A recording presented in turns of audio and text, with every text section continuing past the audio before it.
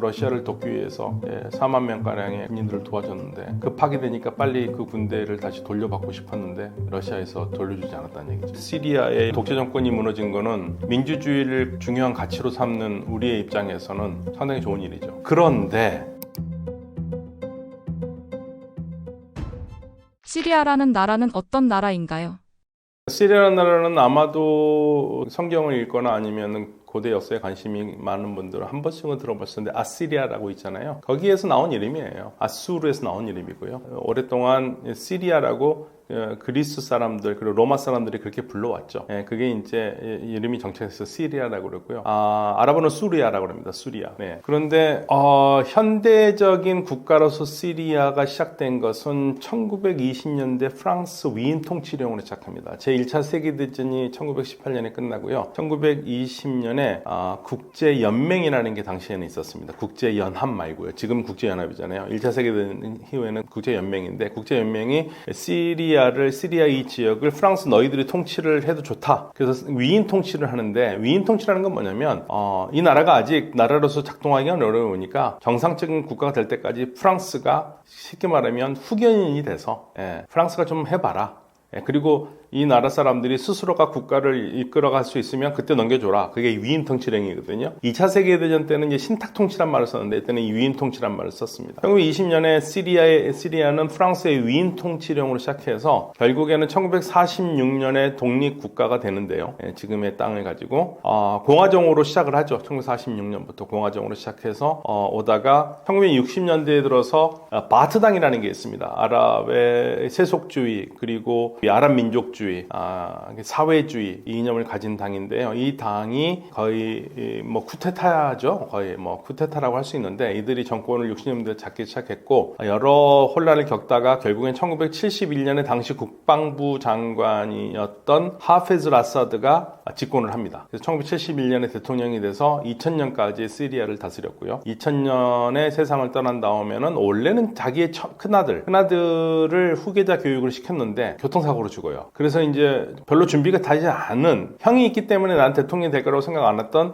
둘째 아들 바샤르 아사드가 원래 안과 의사거든요. 그래서 영국에서 살기도 했고 이 사람이 2000년에 대통령이 됩니다. 그러니까 이 시리아라는 나라가 얼마큼이나 강력한 독재 국가냐면 엄혹한 독재 국가냐면 그런 말이 있을 정도예요. 시리아에 있는 개는요 국경을 넘어가야 짖는다. 무서우니까. 네. 그 정도로 국민들을 철저하게 통제를 하는 국가였고 비밀 경찰이 굉장히 득세하는 곳이죠. 그러니까 누가 비밀 경찰인지 모르는 거예요. 예. 저도 이제 다른 나라 갈 때보다는 시리아 갈 때는 굉장히 긴장하면서 들어갔거든요. 일단은 우리나라 대사관이 없고 대단히 독재 국가라는 걸 알고 있었기 때문에 비밀 경찰도 많고 말 조심해야 되고. 바샤르 아사드가 2000년에 집권한 다음에 사실 국민들은 굉장히 기대를 많이 했어요. 아버지하고 좀 다를 것이다. 그리고 본인 스스로도 나는 안과 의사고 안과 의사라는 게 뭐냐? 아픈데 고치는 거 아니냐? 우리 시리아 어디가 아픈지 알고 있다. 내가 잘 고치겠다. 그 말이 사람들이 열광을 했죠. 기대했죠. 그렇지만 결국에는 높은 기대는 아주 큰 실망으로 바뀌었고요. 궁극적으로. 그래서 사람 고치는 의사에서 사람 잡는 의사가 된 거예요. 그러니까 독재를 해야 되니까. 근데 왜 독재를 하느냐? 이 권력 기반이 약해요. 정당 바트당이 있긴 하지만 사실상 하페즈 라사드라든지 아버지도 그렇고 자기 아들 바샤르 아사드의 정권의 기반은 군에 많이 들어와 있는 자신들과 같은 종파, 시아파 중에서도 약 소수인 알라위라는 파거든요. 원래 시리아는 압도적인 순니 국가예요. 압도적인 순니 국가인데 하페즈 라사드부터 알라위라는 소수 중에 소수파가 정권을 잡은 겁니다. 근데 이들은 자기 종교 색깔을 내진 않았지만 여기에 대해서 당연히 이제 여러 가지로 정치를 잘했으면 불만이 없었겠지만 종교를 기반으로 해서 순니파라든지 이런 사람들이 불만을 표시할 수밖에 없잖아요. 근데 그들이 표시를 할 때마다 굉장히 강력하게 진압을 했어요. 물론 진압당한 사람들이 순수한 야당이라고 볼 수 없는 사람들도 있어요. 예를 들면은 순니 극단주의자들도 있었거든요. 그러니까 순니 극단주의자들 테러 분자로 몰아서 정리하기가 상당히 좀 용이했죠. 근데 굉장히 잔인했어요. 굉장히 잔인했고 그러다 보니까 이제 국민들이 불만이 많았는데 이 불만이 2011년에 중동 세계를 휩쓸었던 아랍의 봄 때 시리아도 결국에는 주민들이 일어나게 된 거예요. 근데 사실은 시리아는 일어나지 않을 거라고 봤거든요. 일어난다 하더라도 뭐 워낙 정부가 강력한 정부이기 때문에 쉽게 진압할 거라고 봤는데 여전히 처음에는 그냥 쉽게 진압이 됐어요. 그런데 이제 문제는 어디서 터지냐면은 우리로 치면은 수도에서 남쪽으로 떨어진 도시니까 저쪽 뭐 평택 정도? 평택이나 뭐 그런 정도의 수도에서 떨어진 곳에서 다라라는 곳이 있거든요. 이 다라라는 남부의 도시에서 당시에 아랍 세계를 뒤흔들던 구호들이 있어요. 정권 타도 뭐 이런 구호들이 있었고 그때 이제 시리아의 그 10대 청년들이 벽에다가 낙서를 합니다. 10대 소년들이 정권 타도라는 낙서도 하고 그 다음에 의사 선생 다음은 당신 차례야 이런 얘기를 해요. 의사 선생이라는 것은 대통령을 가르치는 말이고요. 바샤르 아사드 당신 차례라는 것은 튀니지에서 24년 독재 정권이 무너졌어요. 아랍의 봄 때. 네, 그리고 바로 이어서 30년 이집트의 무바라크 정권이 무너졌거든요. 그리고 1년 후에는 그때 또 리비아에서도 흔들흔들거리면서 결국에는 1년 후에 리비아의 42년 까다피 독재 정권이 무너졌거든요. 그러니까 이런 식으로 정권이 막 무너지고 있으니까 시리아 사람들도 이젠 우리도 할 수 있다. 그런 뜻을 담은 거죠. 근데 물론 그 소년들이 뭐 그런 조직이 있거나 시위를 주도하거나 뭐 그런 아이들은 아닌데 낙서를 했고 그리고 이제 그들을 경찰이 잡아갔고 가두니까 부모들이 항의하고요. 그러니까 부모들을 잡아갑니다. 그러면서 계속 항의하니까 계속 잡아들였고 그러다가 13살 먹은 소년이 그러한 시위 진압 중에 사망을 해요. 그게 이제 촉발이 돼서 주민들과 그리고 이 시위가 이 지역을 넘어서서 각지로 퍼져나가면서 결국에는 내전으로 들어가게 된 거죠. 그게 이제 내전이 지난 2011년 여름부터 본격화가 되기 시작해가지고요. 무려 13년을 끌어온 거고 그 13년의 내전이 지난 12월 8일 수도 다마스쿠스가 반군에 함락되면서 끝난 거죠. 시리아 내전이 내전에서 그치지 않고 국제전으로 번지게 된 배경은 뭔가요?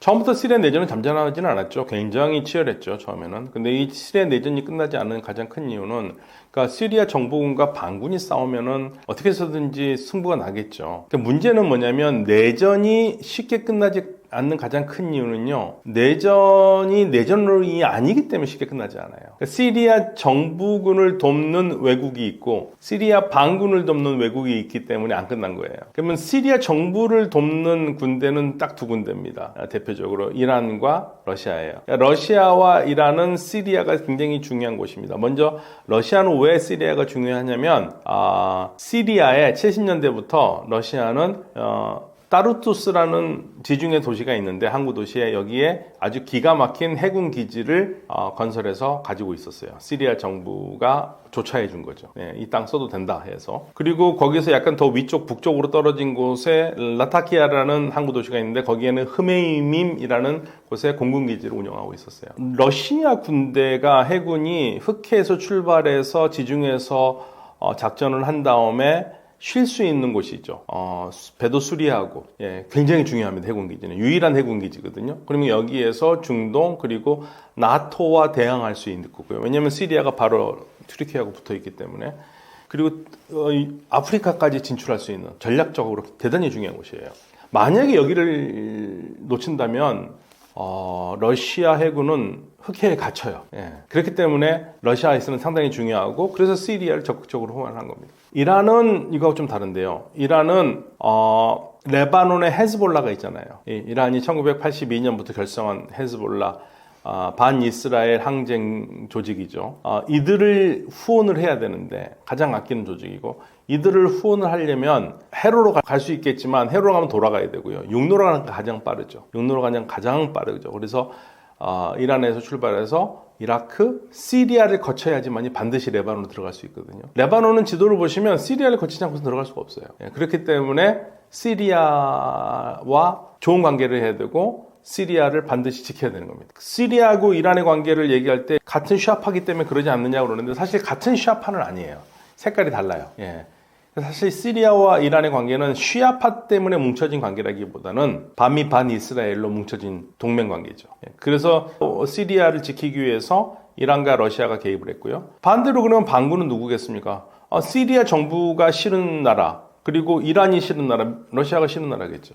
당연히 시리아와 당시 사이가 굉장히 나빠졌던 튀르키예는 시리아 반군 편에 들어서죠. 그리고 실질적으로 시리아 반군을 조직한 것도 튀르키예요. 처음부터 2011년 8월부터요.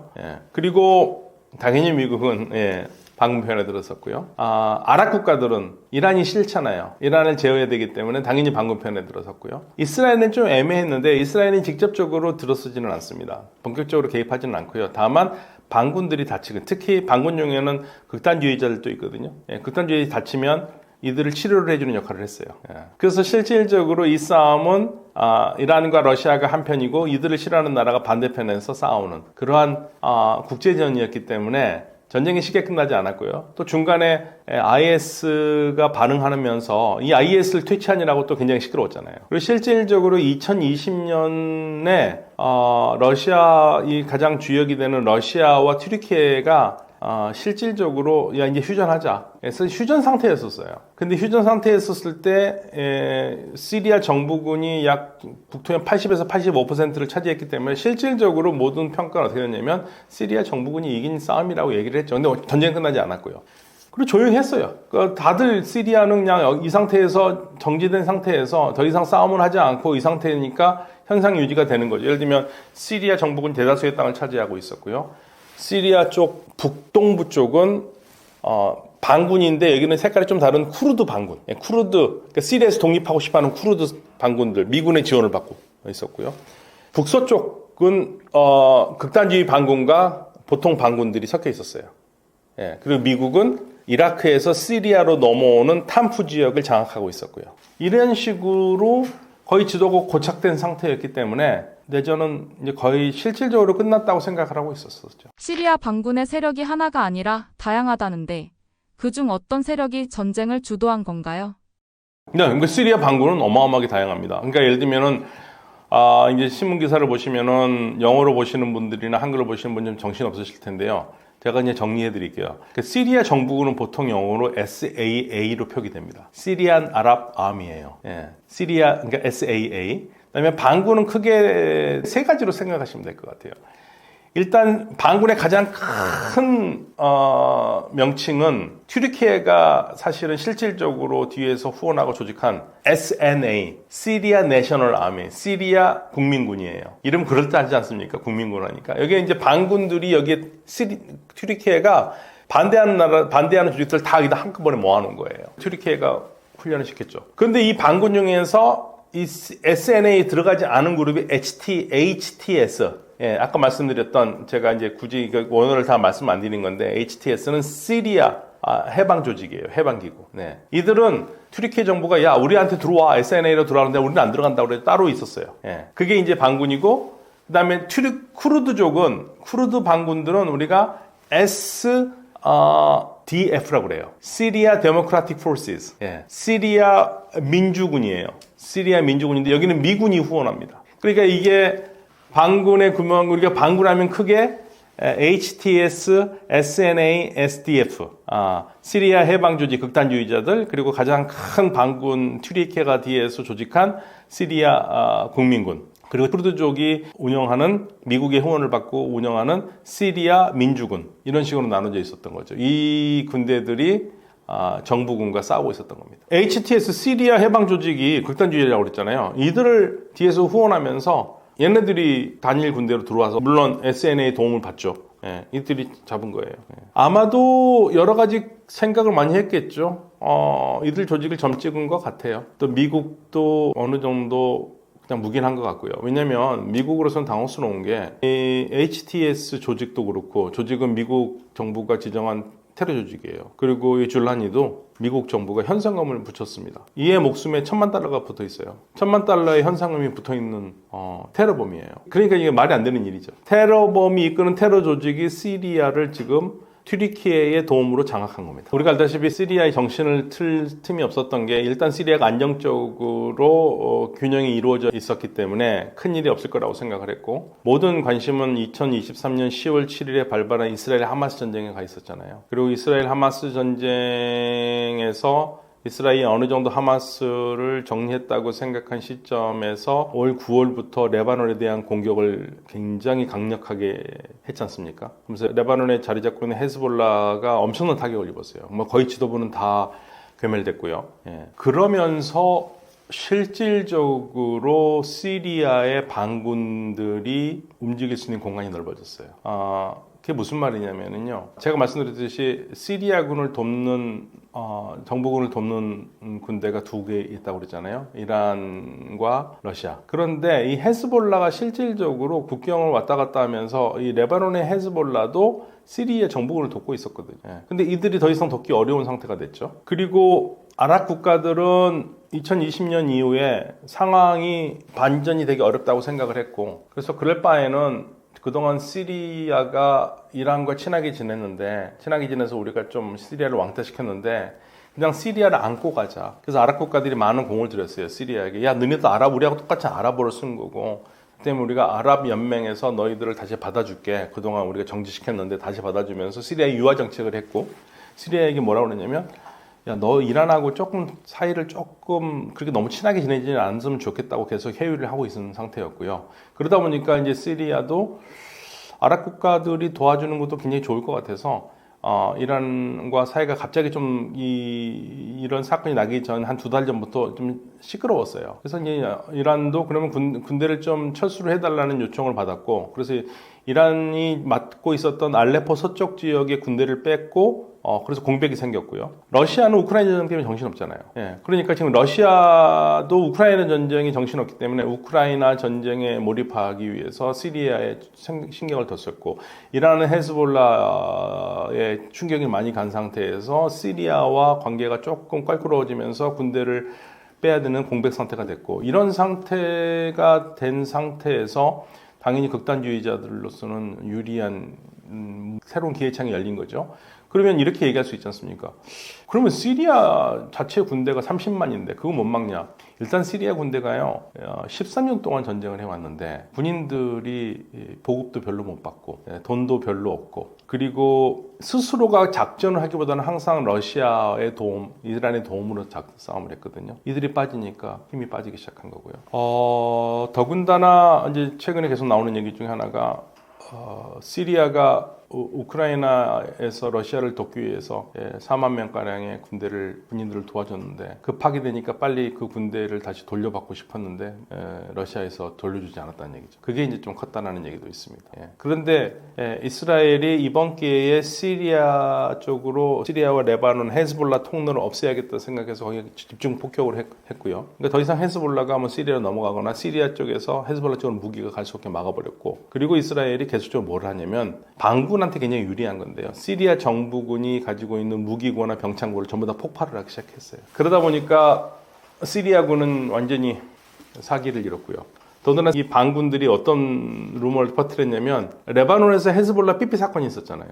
그것처럼 야, 니네 워키토키에 네 무전기에 다 폭파 있어, 막 이런 식으로 소문을 터뜨리니까 얘네들도 이제 시리아 정부군도 무섭죠.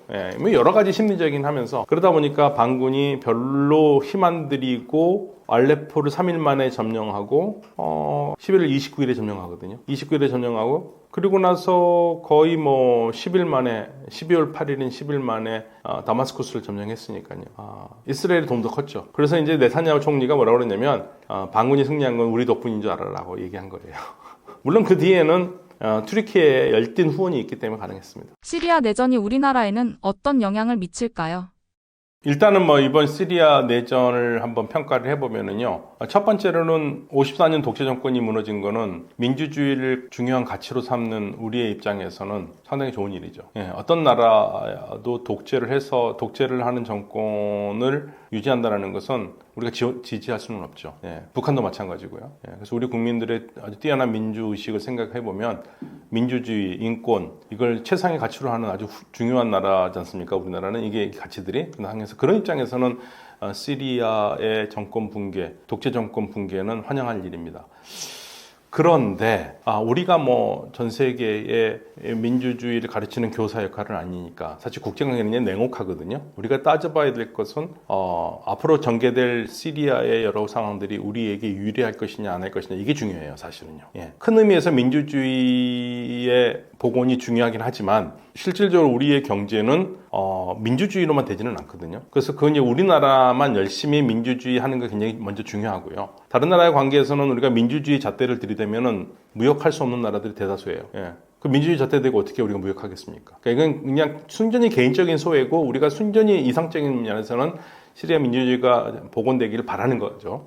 새로운 정권이 민주주의를 복원할 수 있을 것인가? 그건 기대하기 어렵습니다. 현재로서는. 그리고 그렇게 되려면 상당히 오랜 기간 걸릴 거예요. 왜냐하면 그러한 문화가 제대로 성립되지 않았어요. 제가 이런 얘기를 하면 굉장히 반대하시는 분들도 있는데 우리나라가 민주주의가 성공했던 이유 중에 하나고요. 저는 그걸 어떻게 생각을 하냐면 야당 지도자들이 건재했기 때문에 가능했다고 봐요. 국민들이 야당 지도자들을 믿었던 거죠. 과거에 군사독재 정권 시절에도 김대중, 김영삼이라는 두 분의 지도자들을 믿고 그들의 후원을 했고 지지를 했기 때문에 민주주의를 세우는데 중요한 역할을 이분들이 했습니다. 그런데 시리아나 중동 국가들은 대체적으로 그러한 지도자들 자체가 없어요. 그렇게 보면은 그들의 독재가 더 잔인했다고도 볼 수 있죠, 우리보다. 예, 더 잔인했다고 볼 수 있는데, 아예 거기는 그러니까 정권이 무너지거나 정권이 유태로우면 국민들이 지지할 수 있는 지도자가 있어야 되는데, 시리아 내전이 생긴 가장 큰 이유가 뭐냐면, 정권이 이렇게 문제가 됐는데, 이들을 대체를 해야겠는데,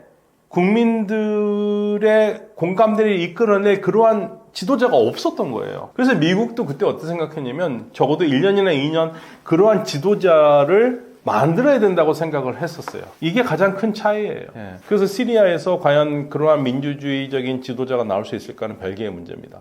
그러면 이제 우리 경제는 어떻게 할 것인가? 제가 말씀드렸듯이 민주주의가 중요한 가치이긴 하지만 경제 측면에서 민주주의를 모토로 해서 경제를 한다? 이거는 자선행위입니다. 예. 그러면 세상에서 몇 나라 안 돼요. 우리가 무역할 나라란. 예. 그래서 이제 시리아화가 안정이 돼서 우리가 이쪽 시장에 진출했으면 좋겠지만 지금 현재로서는 시리아는 재건 시장이 열렸다고 정권이 안정되면 재건 시장이 열리겠지만 어차피 우리가 재건 시장에 들어가기 쉽지는 않습니다. 튀르키예가 아마 대체적으로 재건을 다 할 것 같고요. 우리가 시리아를 중요하게 보는 거는 시리아가 제가 말씀드렸듯이 중동의 지정학적으로 굉장히 중요한 위치가 있기 때문에 이 나라가 흔들리면 중동 전체의 정치적 파급 효과가 크기 때문에 그 부분을 주시하는 거죠. 다행히 시리아가 산유국이 아니기 때문에 우리가 이쪽에 석유가 나긴 납니다만 별 의미가 없죠. 산업적으로는 별 의미가 없는 석유가 나죠. 사실은 수출하는 게 아니니까. 그래서 우리가 이쪽에서 석유를 들여오는 것도 아니기 때문에 그나마 다행이긴 하는데 다만 시리아의 정치적인 상황은 주변 국가에 영향을 미치기 때문에 우리가 면밀히 주시는 해야 되는 그래서 주변 정세를 파악하는데 중요한 시험대가 될 것 같아요. 중동에서 유독 전쟁이 많이 일어나는 이유는 무엇인가요? 중동에서 전쟁이 많이 나는 이유 가장 큰 건 석유죠. 석유 없는 중동은 아프리카와 같다. 이게 전 나토 사령관을 지냈던 미국의 웨슬리 클락 장군이 한 얘기입니다. 사실 왜 미국이 중동에 개입하느냐? 석유 때문에 그렇다 이거죠. 전 세계는 왜 중동에 관심을 갖습니까? 석유 때문에 그렇죠. 우리도 마찬가지고요. 우리가 하루에 쓰는 석유의 70%가 중동에서 들어오는데요. 우리가 우크라이나 전쟁 나기 전까지는 처음으로 중동에서 수입한 석유가 60% 아래로 떨어졌었어요. 처음으로. 아주 소수긴 하지만. 다시 우크라이나 전쟁 나면서 70%로 늘었거든요. 그러니까 중동은 여전히 우리가 대체 불가능한 석유 자원 시장이에요. 당연히 그러니까 모든 나라가 우리나라만 그런 거 아니죠. 전 세계가 그러다 보니까 또 그리고 이 중동 지역으로 통해서 많은 교육이 이루어지고 있기 때문에 호르무즈 해협도 그렇고 바블 만답도 그렇고 석유 통로로도 중요하고 물류 통로로도 중요하고 그러다 보니까 중동에서는 이러한 이권을 지키기 위한 국가들이 다툴 수밖에 없는 거고 그래서 전쟁이 많이 일어날 수밖에 없고요. 또 다른 측면에서 내부적인 상황을 보자면 이쪽이 아직 근대 국가로서 완전히 안정적으로 자리를 잡지 못했어요. 가장 큰 이유는 소수민족 문제가 굉장히 큽니다. 예를 들면 쿠르드족 문제만 들어볼까요? 시리아, 이라크, 이란, 튀르키예에 걸쳐서 네 나라에 걸쳐서 살거든요. 그러니까 걸쳐 사는 게 아니라 이들이 살고 있는 땅을 네 나라가 나눠 가진 거예요. 3천만이 됩니다.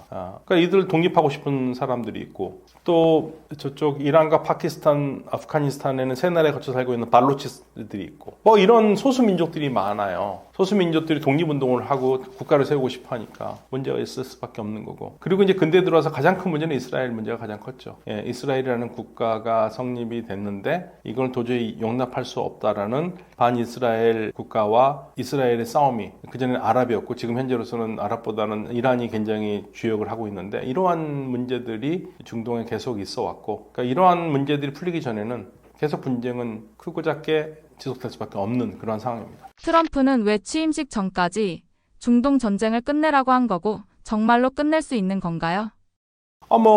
끝낼 수는 있죠. 일단은, 이스라엘과 하마스 전쟁을 공식적으로 끝나지 않았는데 지금 협상이 왔다 갔다 하고 있으니까 제가 봤었을 때는 먼저 이스라엘 헤즈볼라가 휴전을 했잖아요. 그리고 대통령 선거 기간 동안 네탄야후 총리에게 자기가 취임하기 전까지는 끝내라고 얘기를 했다고 보도가 나왔죠. 그러니까 1월 20일이니까 아마도 이스라엘 하마스 전쟁도 그 안에 그 전에 끝날 것 같아요. 그렇고 나면 이제 팔레스타인 문제 해결에 대한 본격적인 해법이 나올 것 같은데 지금 나오는 이야기들은 그닥 팔레스타인 사람들한테는 좋은 얘기는 아니에요. 심지어는 아예 한국과 체제로 간다. 그러니까 지금의 팔레스타인 지역을 이스라엘이 병합하는 걸로 해서 한국과 두 체제로 간다라는 얘기가 또 나오는 것을 봐서는 전반적으로 팔레스타인 문제에서 트럼프 정부의 정책은 친이스라엘 정책이 이루어질 것 같습니다. 네. 그렇게 되면 아무튼 취임 전까지 이스라엘 하마스 전쟁만 끝나면 일단 팔레스타인의 전쟁은 끝나는 거고 시리아 문제는 별개예요. 근데 시리아는 여기에 더 이상 전쟁을 원하는 나라가 많지 않기 때문에 안정되기를 원하기 때문에 불안한 안정이 이루어질 것 같아요.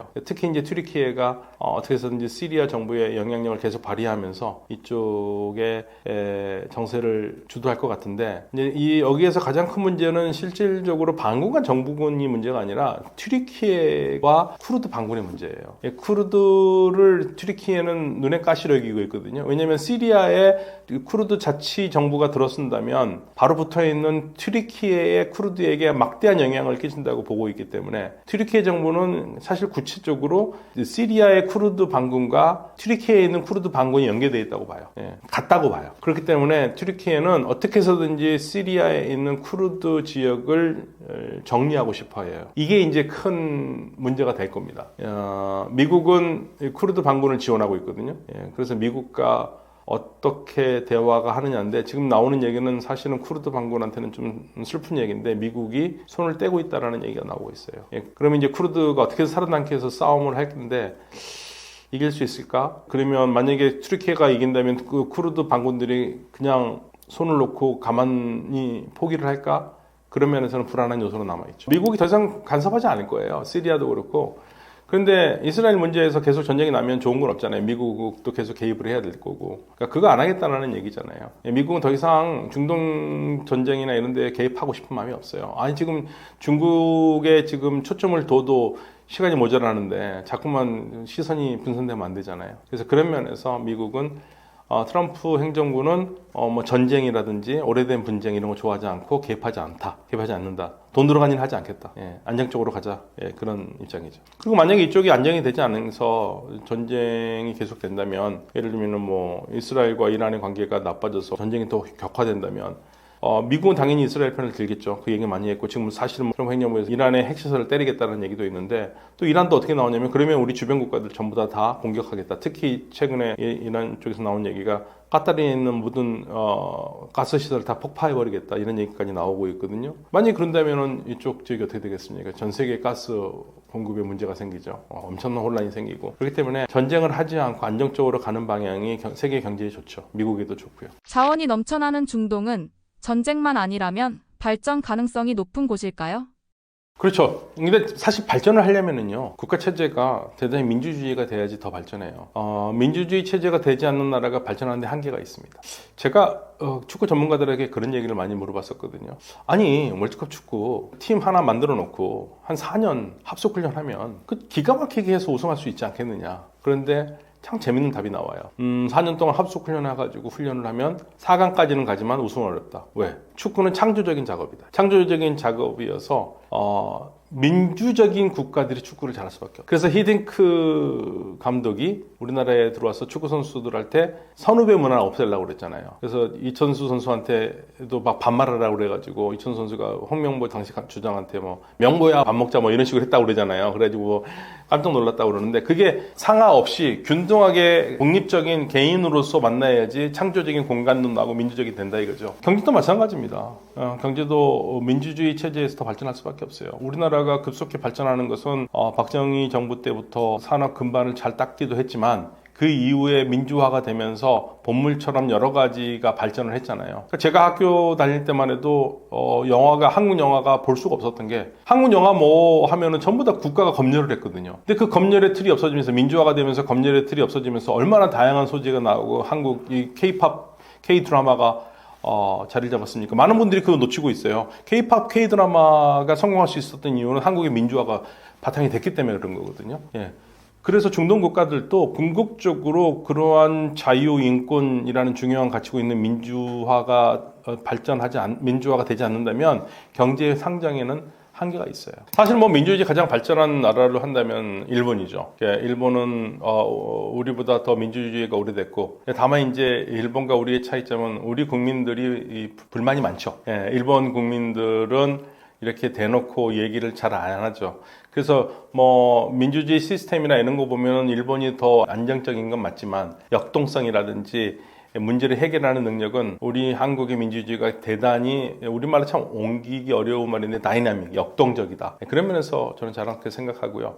제가 이번에 탄핵 사건을 보면서, 탄핵 가결을 보면서 굉장히 뿌듯했던 거는 우리 젊은 세대들, 특히 MZ 세대라고 하는 세대들의 그 열정적인 모습을 보고 우리나라 희망이 있구나 느꼈습니다. 너무 훌륭해요. 그렇죠. 지금 중동 국가들을 제가 공부를 해보면 가장 큰 문제는 자원이 아니라요, 국민 의식 문제예요. 그래서 국민 교육이 더 필요한 상황이 됐죠. 그러니까 우리는 너무나 아무것도 없었기 때문에 가난했잖아요. 어떻게 해서든지 뭘 성공해보려는 노력들이 있었고 그 안에서 여러 가지 부조리가 생겼지만 그 부조리를 민주주의라는 것으로 자꾸만 여전히 바꿔가는 과정이고, 근데 중동 국가들은 자원이 있다 보니까 국가가 베푸는 혜택을 국민들이 그냥 받아들이는데 급급했고, 그러면서 국민 스스로가 뭔가를 만들어내는 힘이라든지 창조적으로 할 수 있는 그러한 기반이 별로 없었어요. 제가 사우디아라비아에 가서 최근에 작년, 재작년 계속 갔었을 때 느꼈던 것 중에 하나가 이 젊은 사람들이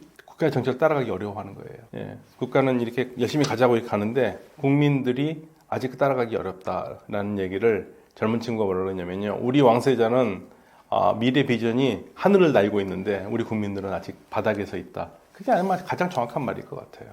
그러니까 이제 그전에는 외국 노동자들이 했던 일들을 사우디 국민들이 해야 되는 거고, 그 차이라고 할까요? 우리가 처음부터 했잖아요. 우리가 가난했고 우리가 외국 노동자로 갔죠. 근데 여기는 석유로 번 돈이 있기 때문에 외국 노동자를 수입해서 일을 시켰잖아요. 그 일들을 이제 자국민들이 해야 되는 거죠. 물론 우리나라도 지금 외국 노동자 많이 들어오기 때문에 뭐가 다르냐고 그러지만, 제가 말하는 것은 그 기본 처음 시작점이 달랐다는 얘기예요. 그러다 보니까 차이가 생기는 것 같습니다. 그래서 산유국들이 그런 부분들을, 사실 산유국들도 대단히 심각하게 생각하고 있기 때문에 자국민들이 일을 하고 자국민들이 무언가를 할 수 있는 그러한 기반으로 가기 위해서 교육에 많은 예산을 투입하고 있어요. 그래서 아마 이들 국가들도 바뀔 수밖에 없을 겁니다. 더 좋은 방향으로 바뀔 것 같아요. 근데 이제 그러려면 결국에는 정치 체제가 문제가 되거든요.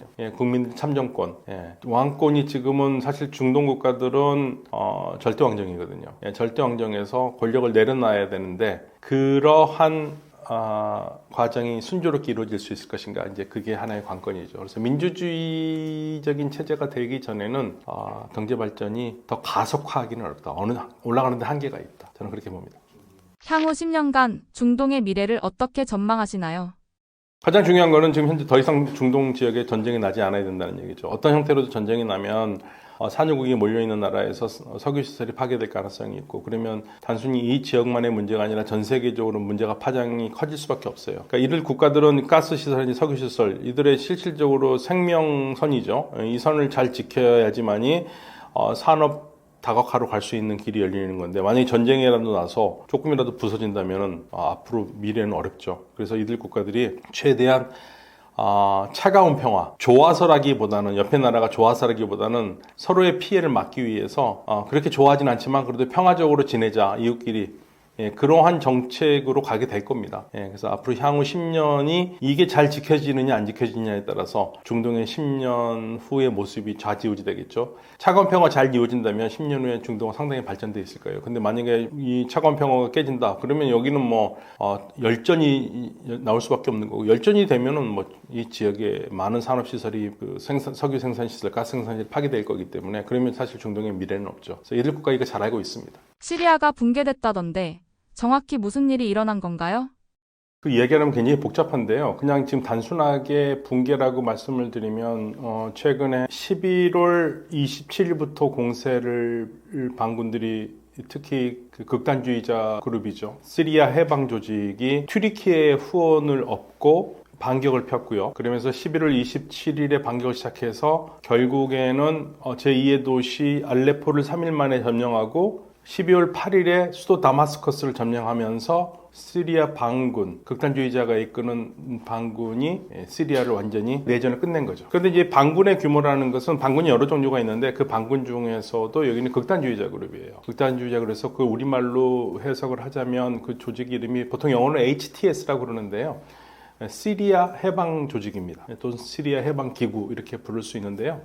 말은 대단히 독립단체인 것 같고 아무런 종교적인 색채를 갖고 있는 것 같지 않지만 이 조직은 알카에다와 그리고 IS와 밀접한 관계를 갖고 있었던 실질적으로 알카에다에서 시작한 물론 지금 관계는 끊어졌다고는 얘기는 하지만요. 사상적인 그 내용이라든지 방향은 사실 공유하죠. 그러한 극단주의, 무슬림 극단주의 그룹입니다. 시리아는 얼마나 오랫동안 독재를 유지한 건가요?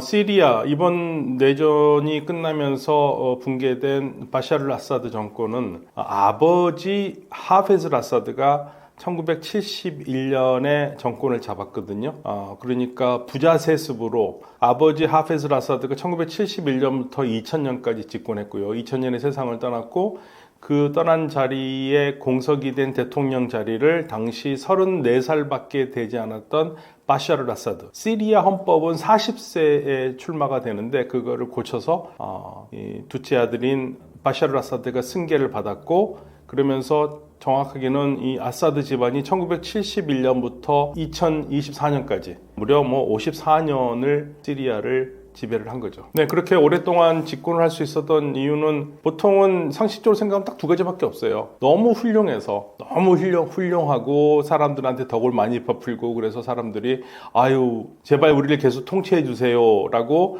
열심히 후원해서 하는 방법이 하나 있겠죠. 그럴 일은 없죠. 네, 그럴 일은 없습니다. 네, 북한하고 똑같습니다. 강압 정치. 저는 이제 시리아를 중동의 북한이라고 부르는데 실질적으로 북한과 굉장히 친해요. 이런 시리아는 기본적으로 시리아를 다스려온 바트당이라고 그러거든요. 바트당이 60년대에 집권을 하는데 이들의 기본적으로 내용은 세속주의 그리고 민족주의, 사회주의예요. 특히 사회주의라는 측면이 북한과 굉장히 밀접한 연관이 있고 실질적으로 우리나라가 세계 거의 모든 나라와 외교관계를 맺었는데 외교관계를 맺지 못한 대표적인 두 나라가 쿠바와 시리아였거든요. 근데 최근에 이제 우리가 쿠바와는 외교관계를 맺었고 시리아만 유일하게 남았는데 시리아하고 사실은 외교관계를 맺으려고 많이 노력을 했지만 결국 맺지를 못했고요. 내전 때문에 맺지 못했던 가장 큰 걸림돌은 북한 때문에 그랬었습니다. 이들이 북한과의 관계를 정리하지를 못해서 그래서 이 시리아 정권은 북한처럼 아주 혹독하게 주민들을 통제하고 억압하는 정권이거든요. 그러니까 지난 54년 동안 어떠한 반대의 목소리가 조금이라도 나오면은 그냥 진압해버리고 그리고 조용히 사라지고 그러한 공포 정치로 정권을 이어온 거죠. 54년입니다. 네, 그리고 비밀 경찰을 이용했습니다. 충분히. 네, 왜냐면 제가 시리아를 갔었을 때에도 그 아들 사진까지도 항상 그 다음 세대까지도 얘기가 나왔었거든요. 그러니까 중동 국가들이 특징이 공화정이든 왕정이든 전부 다 세습을 합니다. 왕정이야 세습을 하지만 우리가 왕정은 세습하는 거 알고 있잖아요. 근데 공화정들도 세습을 하려고 그렇게 노력들을 많이 해요. 세습을 하려고 노력을 많이 하고 시리아가 대표적인 케이스고요. 뭐 선거가 의미가 있나요? 네, 헌법이 무슨 의미가 있겠어요? 네, 고치면 되는 거니까. 네. 반군의 핵심 조직으로 불리는 이슬람 수니파 조직은 어떤 조직인가요? 그러니까 이 시리아 해방 조직은 원래 이름은 이 이름은 아니었고요. 원래는 승리 전선이라는 우리말로 하면 승리 전선이라는 이름을 가지고 있었고 줄란이라는 사람이 이 조직을 이끌고 있었습니다. 그러니까 이 조직이 2011년에 시리아 내전이 났었을 때 가장 빠르게 시리아 지역을 거점을 만들었어요. 그러니까 IS가 이라크에서 활동을 했잖아요. 그 그룹 중에 하나가 시리아로 들어와서 시리아에서 자기의 영역을 확보한 게 바로 이게 승리 전선이라는 누스라 프론트라고 그러거든요. 누스라 프론트가 누스라 전선이 그 시리아 지역을 장악하면서 결국에는 나중에 그게 모태가 돼서 이라크와 시리아의 IS를 합친다 그러면서 나온 게 IS라는 국가예요. 예. 그러니까 이들이 혁혁한 공을 세웠죠. 물론 IS가 이라크에서 시리아로 확장을 할 때 누스라 전선은 반대를 했어요. 우리는 그냥 남겠다고 그랬는데, 따로 남겠다고 그랬는데, 그래서 결국에는 IS하고도 사이가 멀어지긴 했거든요. 원래는 알카에다에서 나온 그 파생 조직입니다. 그 알카에다와 사상을 공유하는 순니 이슬람 극단주의자들이고요. 그러면 IS와 알카에다와 밀접한 관계를 가졌던 이 줄라니의 시리아 해방 조직이 이들과 다른 점이 있다면 한 가지가 달라요. 알카에다나 IS는 어떤 한 나라에 국한되지 않고 여러 나라를 하나로 만들어서 무슬림 공동체의 국가를 만들려고 하는 목표를 가지고 있거든요. 그러니까 이슬람 제국 또는 뭐 이슬람 국가 크게 국경을 초월한. 근데 이 사람들은 시리아에 굉장히 집중을 했어요. 그래서 그 부분이 좀 달랐어요. 그러니까 IS, 알카에다는 좀 더 시리아를 넘어서는 국가, 이라크를 넘어서는 국가, 여러 국가를 정복해서 땅을 넓히려고 그랬는데 이들은 시리아에 집중한 겁니다. 그리고 줄란이라는 이름도요. 줄란이라는 게 이 집안이 원래 골란 고원 출신이거든요. 그래서 골란 고원, 지금 1967년부터 시리아가 이 전쟁에서 이스라엘에게 이 땅을 뺏겨서 이스라엘이 국제법에 따르면 이제 강제 점령을 하고 있는 땅인데 이 골란이 아랍어로 줄란이거든요. 여기 출신이라고 그래야 자기가 줄란이라고 이름을 붙인 거예요.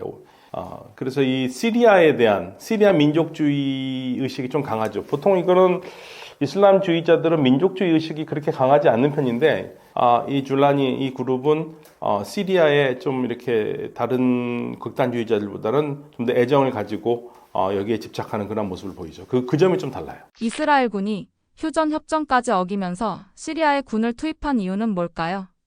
이스라엘이 군을 투입한 이유는 사실은 이제 시리아와 바로 국경을 맞대고 있는 나라잖아요. 그리고 골란고원을 이스라엘이 1967년부터 점령을 하고 있고, 그러니까 이스라엘 입장에서 순전 이스라엘 입장에서 보면은 시리아라는 나라가 군사력으로 더 크지 않아야 되고요. 이스라엘의 위협에 되지 않아야 되고, 그리고 접경 지역에서 최대한 안전 지역을 확보를 해야 되는 측면이 있어요. 이건 순전 이스라엘 측면에서 얘기 드리는 겁니다. 그래서 이스라엘 입장에서는 시리아가 강한 나라가 돼서는 안 되고 군사적으로 유효한 나라가 돼서는 안 되고 이스라엘이 위협이 돼서는 안 되니까 최대한 시리아 쪽에 이스라엘을 공격하지 못하도록 완충지대를 더 넓혀야 되는 그러한 목표를 가지고 이스라엘군이 시리아에서 작동을 하고 있는 거죠. 앞으로 시리아는 어떻게 될 것으로 보시나요? 대단히 예측하기 어려운데요. 일단은 어떤 나라도 시리아에서 더 이상 혼란이 나지는 않기를 바라요. 시리아가 흔들리면 중동 전체가 흔들릴 가능성이 크거든요. 우리가 보통은 이제 마차의 린치핀이라는 게 있는데요. 린치핀이 뭐냐면 마차 바퀴를 마차 축에다가 고정시켜준 고정핀이 린치핀이라고 합니다. 그러니까 린치핀이 빠지면 마차 바퀴가 마차에서 빠지면서 마차가 무너지겠죠. 마찬가지로 우리가 시리아를 중동의 린치핀이라고 부릅니다. 그러니까 시리아가 굉장히 지정학적으로 모든 국가의 통로가 될 수 있거든요. 근데 여기가 무너지면 중동 전체가 시끄러워져요. 그러니까 어느 나라들도 이 시리아라는 곳이 안정되길 바라지 혼란스럽길 바라지 않거든요. 근데 그거는 이제 공감대가 형성이 돼 있는데 문제는 지금 정권을 지금 장악한 것으로 판단할 수 있는 이 시리아 해방 조직이 과연 다른 반군 조직들과 그리고 다른 전선에서 생각이 다른 사람들 기존에 있는 사람들과 잘 융합하면서 통합 정부를 이끌어낼 수 있느냐 이게 이제 관건입니다. 이거를 만약에 통합 정부를 이끌어낸다면은 성공할 수 있겠지만 그렇지 않다면은 제2의 아프가니스탄이 되는 거죠. 사실 아프가니스탄의 탈리반도 우리는 통합 정부를 이루겠다고 하면서 국제사회를 안심시켰는데 궁극적으로 뭐 그 말은 거짓말이었죠. 시리아가 그렇게 될 가능성도 있어요. 말은 그렇게 하지만 실질적으로 내용을 보면은 이들이 극단주의 생각을 가진 사람들이 정권을 이어가기 위해서 만들어가기 위해서 극단주의 정부로 속은 극단주의 정부인데 겉만 포장할 수 있거든요. 그럴 경우에는 분명히 이제 문제가 생기죠. 그래서 시리아의 암단은 예측하기가 어렵습니다. 근데 일단 내전은 끝났어요. 2011년부터 시작해온 내전은 끝났는데 새로운 형태의 내전이 될 가능성도 있죠. 그러니까 리비아가 그랬지 않습니까? 리비아가 독재자가 무너진 다음에 안정이 올 것 같았지만 그러지 않았잖아요. 그랑 똑같은 겁니다. 리비아 모델이냐 아니면 아프가니스탄 모델이냐. 우리가 지금 현재 알고 있기로는 2011년 이후로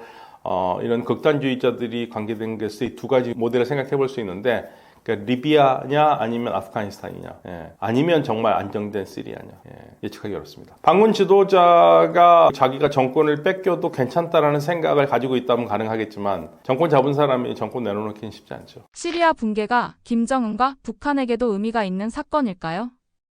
그렇죠. 모든 독재 국가들은요, 독재가 무너지는 걸 다 무서워합니다. 굉장히 무섭죠. 왕정 국가들은 왕정이 무너지는 걸 굉장히 스트레스 받거든요. 마찬가지입니다. 공화정 국가들도 공화정이 무너지는 걸 굉장히 무서워하는데, 시리아 같은 경우에는 북한과 굉장히 비슷한 구조를 가지고 있었던 나라예요. 근데 무너졌죠. 이제 북한도 걱정할 수밖에 없죠. 그러니까 북한은 모든 주변 국가들에서 독재가 무너지는 국가들을 보면 걱정할 수밖에 없어요. 당연한 걱정이라고 생각합니다. 독재자였던 아사드는 현재 어디에 있나요? 아사드는 러시아로 도망갔습니다. 러시아로 망명했고요. 러시아가 망명을 받아줬고, 러시아가 이제 주도해서 데려갔죠. 더 이상 지킬 수가 없다고 생각을 했기 때문에 아사드는 나중에 어떤 일이 생길지 모르니까 일단은 러시아가 보호하고 있는 거죠. 그래서 러시아에 지금 아사드의 집안이 다 들어가 있고요. 그리고 상당히 많은 부를 거기에 축적하고 있어요. 아사드는 평생 먹고 사는 거는 걱정 안 하고 되는 사람이 된 거죠. 사실 말이 안 되는 일이죠. 다 국민 돈입니다. 그게 사실은 국민 돈인데 가지고 나간 거고요. 자칭 온건주의, 반군의 지도자는 어떤 사람인가요? 반군 지도자는 그러면 어떤 사람이냐? 그러니까 일단 아사드는 1965년생이에요. 그리고 이제 반군의 지도자, 지금 실질적으로 시리아의 정권을 잡은, 얼마나 오래 갈지 모르겠습니다만은, 줄라니는 82년생입니다. 굉장히 젊어요. 이 줄라니 같은 경우에는 알카에다에 속했었던 사람이고요. 그러면 여기서 좀 설명을 드려야겠는데, 알카에다하고 IS의 차이점은 뭐냐? 알카에다나 IS나 똑같은 그룹입니다. 살라피라는 그룹이거든요. 살라피라는 것은 어떤 극단주의자들을 얘기를 하냐면요. 사실 이제 어떻게 이 생각을 펼쳐야 따라서 극단주의가 될 수가 아닐 수가 있는데, 살라피라는 말을 먼저 설명을 해보면, 살라프라는 말은 아랍어로 조상이라는 뜻이고요. 그래서 뒤 아랍어까지 포함한다면은 이게 짧게 불러서 살라피라고 그래요. 살라프를 따르는 사람들, 그러니까 조상을 따르는 사람들은 살라피라고 그러는데, 이 어떤 조상이냐면 경건한 조상들이에요. 신앙이 경건한 조상들. 무함마드 때부터 약 3세대에 걸친 사람들을 이야기를 하거든요. 그러니까 이들은 주로 이 초점이 7세기, 8세기에 가 있는 겁니다. 굉장히 이른 시기에 이슬람 시대에 관심이 가 있고요. 이 당시에 신앙의 선조들, 초창기 무슬림 공동체에서 신앙의 선조들이 했던 대로 하겠다. 왜냐하면 그게 이상적인 거니까.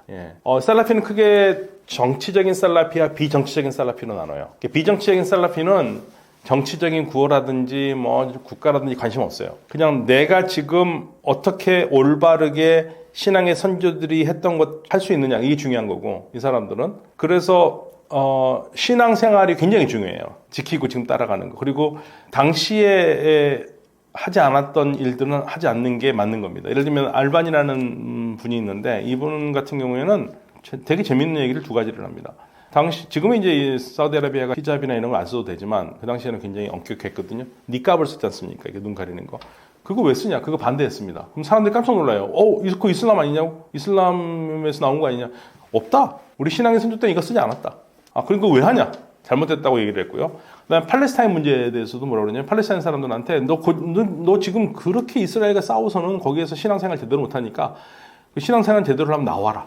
대전이 다르죠? 그러니까 비정치적이에요, 이 사람들은. 정치적인 사람들은 우리가 두 그룹으로 나눌 수 있습니다. 정치적인 살라피는요, 우리가 동적인 살라피라고 얘기를 하는데, 이 동적인 살라피들은 뭐냐면 실질적으로 정당을 형성을 해서 이 살라피 사상을 갖는 정당을 만들어서 현재 있는 체제를 이용해서 정권을 잡는 거. 그러니까 만약에 제가 한국에서 살라피라고 그러면, 한국에서 무슬림이 얼마 안 되지만 내가 살라피를 막 이렇게 사람들이 규합해서 언제가 될지 모르지만 끝까지 정당을 만들어서 이 정권을 잡는 거예요. 굉장히 정치적인 살라피죠. 그런데 이 알카에다라든지 IS는 어떤 살라피냐면, 얘네들은 지하디 살라피입니다. 지하디 살라피라는 건 뭐냐면 지하드를 하는 사람들이거든요. 싸워서 하겠다는 얘기예요. 무력에 의존해서라도.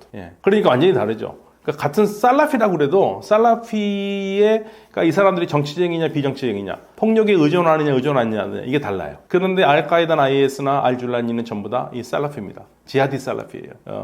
그렇지 않고서 총을 쏘지는 않겠죠. 예, 사람 죽이지 않겠고. 근데 살라피가 그러면 이슬람을 대표하느냐? 아니에요. 굉장히 극소수입니다. 이들이 죽인 사람들이 대체적으로 무슬림들이 더 많아요. 이들은 이슬람 제국을 건설한다고 그러는데 이슬람 제국 건설의 방해자들은 사실은 무슬림들이 더 방해자가 돼요. 자기 생각을 안 따르면. 그러니까 근데 이들이 왜 그러면 비무슬림을 더 많이 죽은 것처럼 보이냐면 막 이들이 무슬림 죽이는 건 큰 뉴스가 되지 않습니다. 비무슬림 죽인 게 더 문제가 되기 때문에 뉴스가 많이 나오기 때문에 이들이 비무슬림을 더 많이 죽인 것처럼 생각하는데 실질적으로는 우리가 흔히 알고 있는 그냥 보통 무슬림이라고 하는 사람들이 이 사람들 손에 더 많이 죽었어요. 예. 굉장히 다른 사람들이에요. 몇 퍼센트나 전 세상에 되느냐 알 수가 없죠.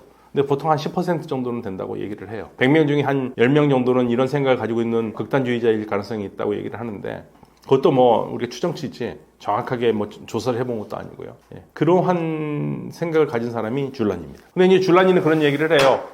내가 젊었을 때에는 혈기왕성했을 때에는 좀 그런 면이 있었을지 모르겠지만 지금은 아니라고 그래요. 그러면서 통합정부, 자기에 반대하는 사람들을 다 규합해서 하나의 시리아를 만들겠다고 그러는데 저는 이제 그 말을 들을 때마다 저뿐만 아니라 이쪽 지역을 바라보는 전문가들이 이런 얘기를 하죠.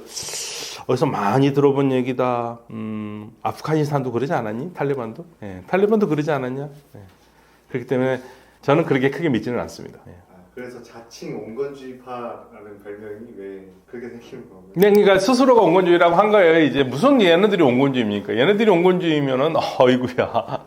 알카에다도 온건주의고요. IS도 온건주의자들이에요. 다만 이제 이 알줄라니가 요즘 내놓는 발언들을 보면은 몇 가지 특징이 있어요. 시리아는 시리아의 것이다. 그러니까 시리아 사람들일 것이다. 그러니까 외국 군대 나가라. 그리고 시리아는 더 이상 이스라엘과 싸우는 전장이 되지 않겠다. 예, 그러니까 시리아에서 이스라엘을 공격하는 거 그거 우리가 허락하지 않겠다. 그리고 시리아 내에 보면은 하마스가 있잖아요. 하마스도 있고. 그래서 사실은 하마스의 수장이 줄라니에게 연락을 했어요. 그래서 우리가 계속 활동할 수 있도록 그 상황을 봐달라. 그랬더니 이 줄라니가 뭐라고 그랬냐면 정치 그룹으로는 활동하지 무장으로는 안 된다. 예, 그냥 정당으로 활동해라. 예, 이렇게 얘기를 하고 있고.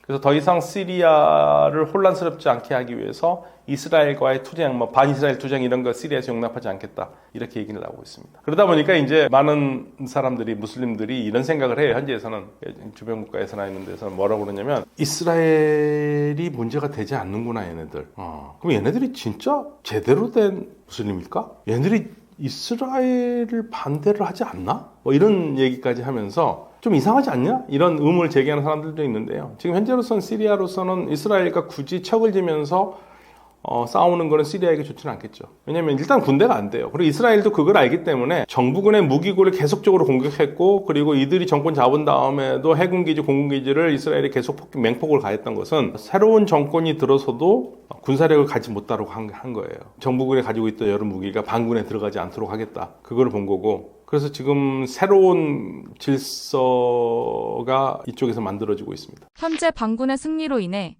가장 손해를 많이 본 나라는 어디일까요? 가장 이득 본 나라는 튀르키예죠. 튀르키예가 후원했고 튀르키예가 키웠고 튀르키예가 훈련시켰던 반군이 시리아를 장악했으니까 튀르키예가 가장 승자고요. 가장 큰 패자는 사실 이란이에요. 이란은 시리아라는 중요한 요소를 잃었어요. 이란에서 출발해서 이라크 거쳐서 시리아 거쳐야지만이 레바논 들어가는데 그 핵심 요소를 잃었잖아요. 그리고 줄라니가 뭐라고 그랬냐면 먼저 정부를 비판하면서 이란과 관계가 너무 좋았다. 우린 그런 거 안 하겠다 그랬거든요. 그러니까 이제 시리아가 이란과 더 이상 협력하지 않는. 예. 그리고 사실은 이제 이란은 이제 머리가 아픈 게 뭐가 머리 아프냐면 이들 반군들이 바로 붙어 있는 이라크를 공격할 가능성이 있다고 계속 얘기가 나와요. 극단주의자들이. 그래서 지금 이란은 뭐 시리아는 이미 포기를 한 거고 이라크를 꼭 반드시 지키겠다라는 그러한 강력한 지금 다짐을 가지고 싸움을 준비를 하고 있어요. 그러니까 이란으로서는 가장 큰 패자죠. 이란으로서는 다양한 전략이고 뭐고 지금은 뭐 이라크를 지키는 게 가장 큰 전략일 겁니다. 이라크까지 뚫리면은 이제는 이란은 정말 그동안 주변에 있던 오색들이 다 사라지면 전부 다 자기와 생각이 다른 적으로 쌓이는 거잖아요. 적진에 둘러싸이는 꼴이 되니까 지금 이란으로서는 굉장히 긴장할 수밖에 없는 상황이죠. 안보적으로 측면에서 봤을 때는요. 유럽에서 시리아 난민들을 돌려보낼 준비를 하고 있습니다. 130만 명의 난민이 시리아에 들어오면 큰 혼란이 있지 않을까요? 지금 뭐 시리아가 안정이 됐으니까 유럽도 지금 내보내고 싶고, 사실 튀르키예가 가장 큰 승자인 튀르키예도 400에서 500만 정도가 있거든요. 뭐 다 얘기가 달라요. 300만이라는데 보통 400만 정도로 봐요. 400만 정도는 시리아 난민들이 튀르키예에 있는데, 튀르키예 사람들과 시리아 사람들이 언어가 안 통하잖아요. 무슬림이라고 그러지만 봐주는 것도 한계가 있죠. 또 난민들의 삶이라는 게, 난민들이 100명 중에 100명이 다 착할 수는 없잖아요. 그 중에는 범죄하는 사람도 있을 테고, 튀르키예 사람들이 싫어하는 짓을 하는 사람들도 있을 테고, 그러니까 튀르키예 국민들 중에서는 난민이 너무 보기 싫은 사람도 있을 테고, 그러니까 난민도 내보내고 싶은 거거든요. 튀르키예도. 많은 지금 난민들이 다시 시리아로 돌아가고 있기는 해요. 그리고 시리아도 난민들을 받아야지만이 가능을 해요. 재건을 하려면. 그래서 살 땅은 있죠. 그렇지만 지금 현재 모든 게 파괴가 됐기 때문에 재건을 해야 될 수밖에 없는 상황이고, 그러한 재건 작업이 이루어질 수밖에 없을 거예요. 그래서 혹자는 그런 얘기도 해요. 아니면 확인되지 않는 얘기인데, 이렇게 러시아가 쉽게 포기를 한 건 뭐냐. 그 중요한 해군 기지와 공군 기지가 있는데 그걸 포기하면서까지 왜 했느냐. 물론 지금 다시 그걸 포기하지 않아야 된다는 얘기는 하고 있지만, 혹시 우크라이나 전쟁과 시리아를 맞바꾼 건 아니냐. 예. 그 유럽한테 시리아를 내주고, 자기네 유럽한테는 우크라이나에 더 이상 개입하지 않는 걸로 해서 러시아가 정리하는 걸로 그렇게 셈법을 쓴 게 아니냐, 뭐 그런 얘기도 나오는데 확인할 필요는 없고요. 뭐 지금 현재 시리아가 안정이 되도록 튀르키예나 유럽은 노력을 할 거고, 그게 가장 큰 중요한 이유는 난민입니다. 러시아가 우크라이나에 집중하기 위해서 시리아를 버린 것인가요? 러시아가 양쪽의 전쟁을 다 신경 쓸 수가 없었어요. 우크라이나가 더 크죠. 러시아 입장에서는 시리아보다는 당연히. 그 둘 중에 하나 선택해야 된다면, 선택 안 하는 상황이 좋겠지만 선택을 해야 된다면 우크라이나 선택해야죠. 그렇지만 이제 그러고 나면 안타까운 게 그 시리아의 해군 기지잖아요. 그래서 이제 해군 기지만큼은 계속 쓰고 싶어 하는데, 그 해군 기지를 새로운 시리아 정부와 그게 협상이 가능할지 잘 모르겠어요. 네, 안녕하십니까. 상암대 유럽연화 연구소의 박현노입니다. 중동과 이슬람을 공부하고 가르치고 있습니다.